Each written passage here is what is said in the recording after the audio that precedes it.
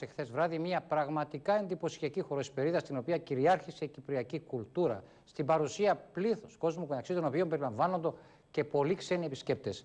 Η κάμερα του σταθμού μας ήταν εκεί και κατέγραψε πραγματικά πολύ όμορφες εικόνες αλλά και δηλώσεις από τους συντελεστές της εντυπωσιακής αυτής εκδήλωσης.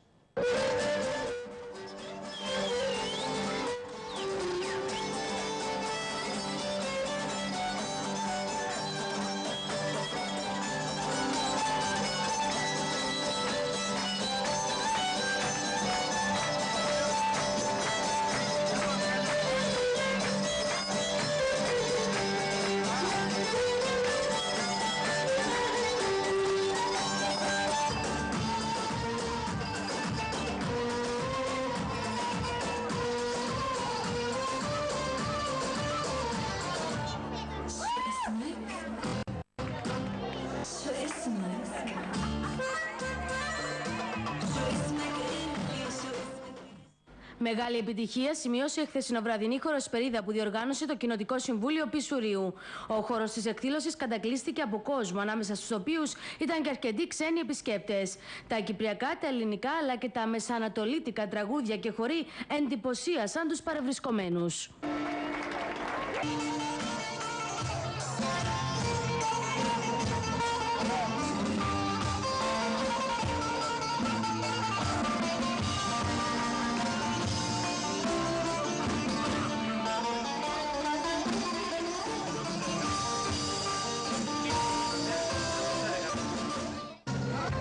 Η Κυπριακή βραδιά, όπως τη βλέπετε εδώ, διεξάγεται σχεδόν ανελιπώς τα τελευταία 20 χρόνια και αποτελεί πόλο έλξεως για τους τουρίστες. Αρκετοί από τους τουρίστες που βλέπετε εδώ ή τους επισκέπτες ή τους παραθεριστές αναμένουν κατά τη διάρκεια της επίσκεψης τους εδώ στην κοινότητα ότι θα διασκεδάσουν σε μια τέτοια Κυπριακή βραδιά. Δηλαδή δεν μπορούν να φανταστούν τις διακοπές τους χωρίς την Κυπριακή βραδιά, αυτήν την οποία βλέπετε εδώ. Πράγματι έχουν καταπληθεί αρκετές προσπάθειες εδώ για αρκετά χρόνια. Έχει χτιστεί εδώ μια πολιτιστική εκδήλωση για την οποία μεγάλο μέρος έχει συμβάλει και το Κοινοτικό Συμβούλιο Πισουρίου, καθότι αυτή συνδιοργανώνεται με την βοήθεια του Κοινοτικού Συμβουλίου μαζί με τους ιδιώτες εδώ των επαγγελματικών υποστατικών.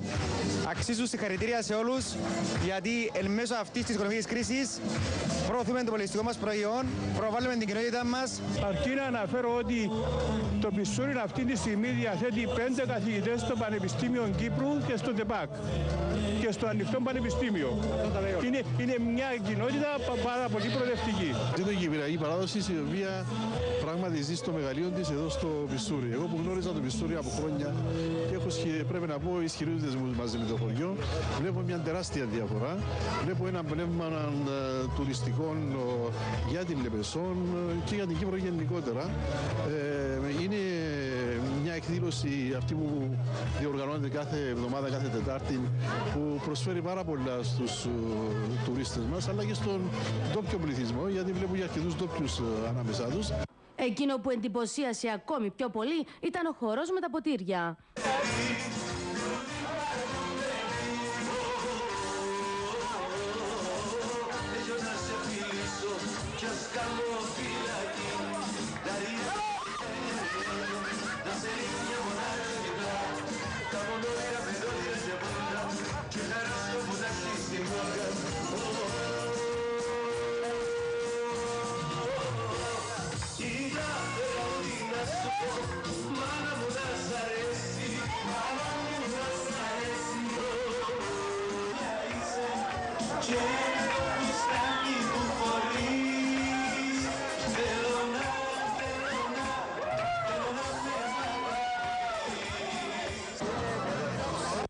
Χρειάζεται μεγάλη προσπάθεια να γίνει, αλλά πολλοί βλέπουν, λίγοι το εκτιμούν.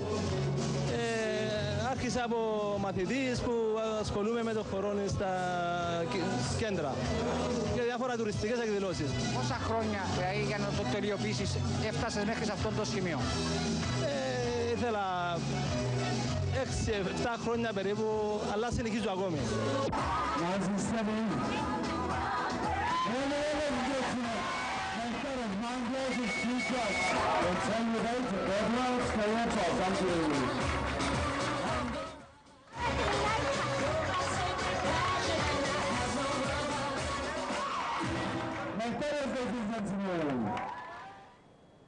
Πραγματικά πολύ εντυπωσιακό. Περνάμε τώρα.